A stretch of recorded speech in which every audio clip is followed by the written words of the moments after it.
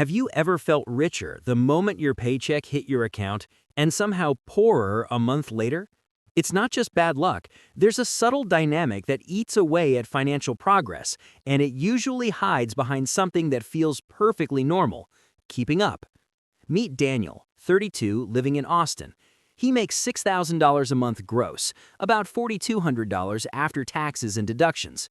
He rents a one-bedroom for $1,200, has a $400 car payment, pays $150 on a credit card, and $200 towards student loans.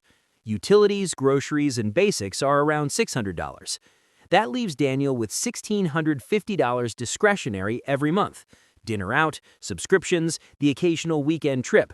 Comfortable, not extravagant. He gets a promotion. Net take-home increases by $600 a month. He feels validated. His life is progressing. But over 6 months, small choices change the picture. He moves to a slightly newer apartment for $200 more. He upgrades his leased car to a model with higher monthly payments, plus insurance goes up, so the car line climbs $150. Weekends become a bit more social. Dining out and friends who are spending more mean an extra $120 a month. He also starts using his credit card more to cover convenience purchases and pays $100 extra monthly to avoid taking time to reconcile statements. Now compare before and after. The raise added $600 net. The upgrades added $570 in fixed increases and $120 in variable spending, $690 total. Daniel's net flexibility is down $90 a month despite earning more. Annually, that's about $1,080 lost. Over 5 years, with minor inflation and further small upgrades, that compounds into several $1,000s that never made it to savings or investments. Those numbers are boring, which is exactly why they're powerful. When you see the math plainly, the upgrade is not just a status improvement, it's a reallocation of future options into present consumption. Why does this happen so often? Humans are wired for social comparison. It's not just about impressing others, it's about fitting into a visible reference group: coworkers, neighbors, classmates. There's also an attention bias. Upgrades are obvious and immediate, the benefits tangible. Opportunity costs are invisible and delayed. A new apartment yields immediate comfort and social messaging. The alternative, investing the extra or keeping living expenses stable, produces outcomes that are slow, abstract, and easily dismissed. There's another systemic nudge at play: financing structures. Monthly payments are psychologically small. A car loan presented as $400 a month hides the fact you're paying thousands over time in interest and opportunity cost. Credit cards normalize a pattern. Small convenience buys repeated enough become a steady drain. Employers raise salaries in discrete steps. Consumer markets and lifestyle signaling escalate in continuous, frictionless ways. That mismatch favors consumption. Let's do a clearer piece of math that's easy to overlook. Suppose Daniel's $600 monthly raise had been invested instead, after keeping his previous lifestyle. Investing $600 per month at a conservative 5% annual return grows to roughly $42,000 after 5 years. If instead he increased fixed costs by $570 and variable spending by $120, that same money is gone. No compound growth, no cushion. Over 10 years, that difference becomes more meaningful. $600 per month at 5% becomes about $99,000. Small choices today are the difference between options later and obligations now. Worse, lifestyle inflation is self-reinforcing. As monthly fixed costs rise, the pressure to maintain them grows. A $200 rent increase today forces a higher baseline for 2, 3, maybe 5 years. When income fluctuates, job changes, slow growth periods, family needs, those higher fixed costs become stress multipliers. The real cost isn't just the money spent, it's the resilience lost. Psychologically, people often misattribute the feeling of success.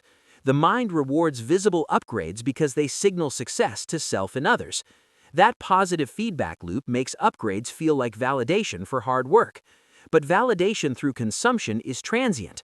The comforts purchased are real: a nicer couch, a newer car, yet they don't secure future choices.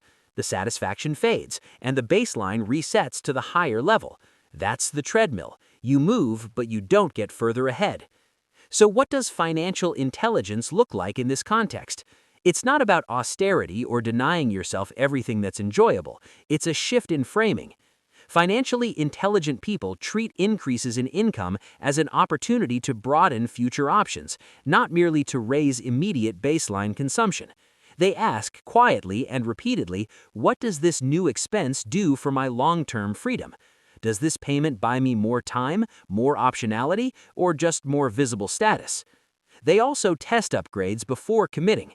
Instead of assuming a higher rent or new car is permanent, they simulate living with the extra cost temporarily, or delay the upgrade for 6 months to see if the desire persists.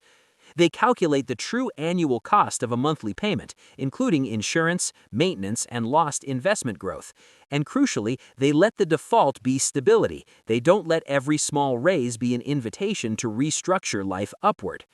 This mindset produces different outcomes. Two people can earn the same, but one accumulates liquid optionality, emergency savings, investments, fewer obligations, while the other accumulates commitments disguised as lifestyle. The former has flexibility to change jobs, relocate, weather shocks, or invest in long-term goals. The latter has a higher monthly burn and fewer choices. If you're watching this and thinking, I already know this, the point isn't to feel guilty. Awareness is the step that changes future decisions. Notice how you celebrate raises and pause before you convert them into permanent increases in fixed costs. Work out the math quietly. What does the upgrade cost annually after fees, interest, taxes, and lost investment growth? And most importantly, accept that admitting you like a nicer life isn't a moral failing, it's a preference. The decision that matters is whether you prefer a slightly nicer life now or materially more optionality down the road. Keep it simple. The next time you're offered something that raises your monthly baseline, translate it into annual terms. Compare that to what the same money could grow into if invested. If the upgrade wins emotionally, make it explicit. Decide to take it, but do so knowing the trade-off. No dramatic promises. Changing this pattern doesn't produce overnight wealth, but it does produce a margin, small, steady gains that compound into real freedom. That margin is quiet, and that's why most people miss it.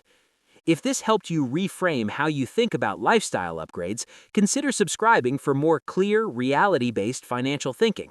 Thanks for watching.